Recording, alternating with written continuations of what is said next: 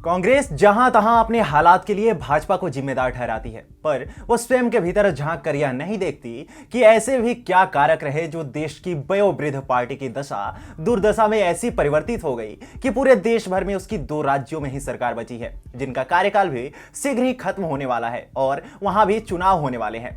ऐसी एक राज्य की जंग छत्तीसगढ़ से सरेआम हो गई है, जहां दोनों प्रमुख नेताओं की कलह अब इस्तीफे तक पहुंच गई और रार कम होने का नाम नहीं ले रही।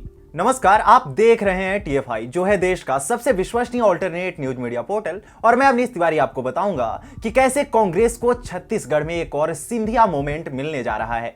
दरअसल छत्तीसगढ़ के कैबिनेट मंत्री टीएस सिंहदेव के पंचायत और ग्रामीण विकास विभाग के इस्तीफे ने कांग्रेस की राज्य इकाई के भीतर आसन कलह को फिर से सामने ला दिया है। जिस प्रकार 2.5 साल वाले फॉर्मूले पर छत्तीसगढ़ के सीएम पद का बंटवारा नहीं हुआ, देव उन्हीं कारणों से कांग्रेस आला कमान से रुष्ट थे और बीते दिनों उसकी सुगबुगाहट सरेआम हो गई थी।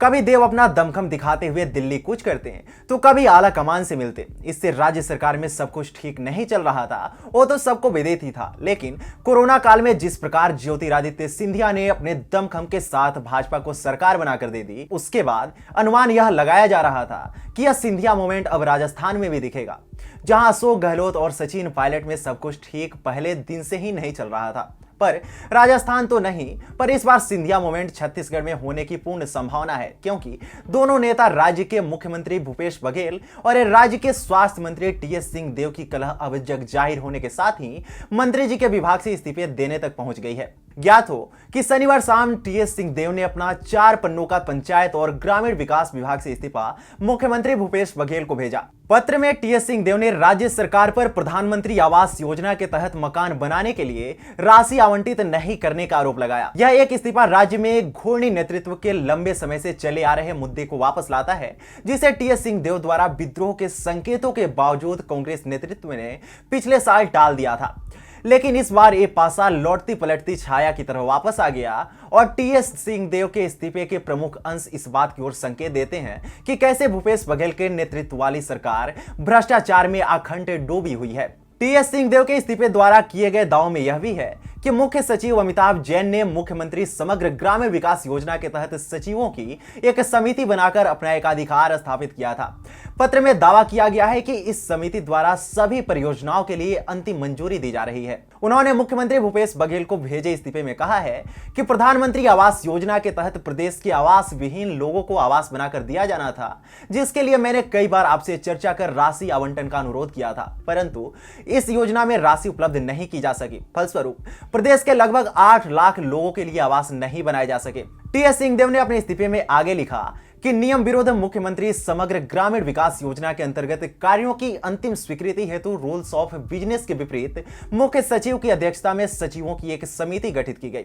कार्यों की स्वीकृति हेतु मंत्री के अनुमोदन उपरांत अंतिम निर्णय मुख्य सचिव की समिति द्वारा लिए जाने की प्रक्रिया बनाई गई, जो प्रोटोकॉल के विपरीत और सर्वथा अनुचित है। इस्तीफे में टीएस सिंहदेव ने आगे लिखा कि उन्होंने 2 सालों तक आदिवासी इलाकों में विमर्श के बाद panchayat extension in schedule area कानून के नियम बनाए, लेकिन उन्हें विश्वास में लिए बिना उसमें संशोधन कर दिया गया। इस इस्तीफे के बाद सभी मुख्यमंत्री भूपेश बघेल की प्रतिक्रिया का इंतजार कर रहे थे, पर उनकी प्रतिक्रिया ने तो परिस्थिति ही बदल दी। सीएम भूपेश बघेल ने कहा है कि उन्हें अभी तक पंचायत विभाग से टीएस सिंहदेव का इस्तीफा नहीं मिला है। बघेल ने कहा कि उन्हें मीडिया के माध्यम से सिंहदेव के कदम के बारे में पता चला। भूपेश बघेल ने आगे कहा कि मैंने उनसे बात नहीं की है, मैंने कल रात उन्हें फोन करने की कोशिश की, लेकिन उनसे संपर्क नहीं हो सका। ज्ञात हो कि बीते वर्ष कांग्रेस सरकार के मध्यावधि पूरा होने के बाद सिंहदेव और सीएम बघेल के बीच मतभेद सामने आए थे। गार्ड ऑफ चेंज की भी अफवाहें थी, जिसे 2018 में कांग्रेस की चुनावी जीत के बाद कथित तौर पर सहमति दी गई थी। कथित समझौते के अनुसार राज्य सरकार के पिछले 2.5 वर्षों के कार्यकाल का नेतृत्व टीएस सिंहदेव को करना था। टीएस सिंहदेव और भूपेश बघेल दोनों को कथित तौर पर एक निर्णय होने तक एक साथ काम करने के लिए कहा गया था। हालांकि मध्यावधि पूरा होने के बाद कांग्रेस के राज्य प्रभारी पीएल पूनिया ने इस बात से इनकार किया कि उनके नेतृत्व में कोई बदलाव हुआ है। बाद में राज्य में छिड़ी रार और सिर फुटबल में बीते वर्ष से यह दिखना शुरू हो गया कि कैसे छत्तीसगढ़ की सरकार में सब कुछ ठीक नहीं है। यहां तक कि कांग्रेस आलाकमान ने टीएस सिंहदेव और बघेल के बीच तनाव को कम करने के लिए हस्तक्षेप भी किया। अगस्त 2021 में राहुल गांधी ने दिल्ली में अपने आवास पर राज्य के दोनों नेताओं के साथ बंद कमरे में बैठक की। हालांकि आज की सभी विसंगतियां इस बात की गवाही देती हैं, राज्य के दो दिग्गजों के बीच बढ़ती असमानता कांग्रेस की रही बची दो सरकारों में से एक के गिरने की खबर लेकर आई है। ऐसे में कल को छत्तीसगढ़ में भी सिंधिया मोमेंट हो गया तो निश्चित रूप से यह अपनी बात पर न टिकने वाले कांग्रेस आलाकमान के मुंह पर करारा तमाचा होगा। अब भी यदि प्रभावी नेताओं और कार्यकर्ताओं को नहीं संभाला तो कांग्रेस सच में विलुप्त ही हो जाएगी।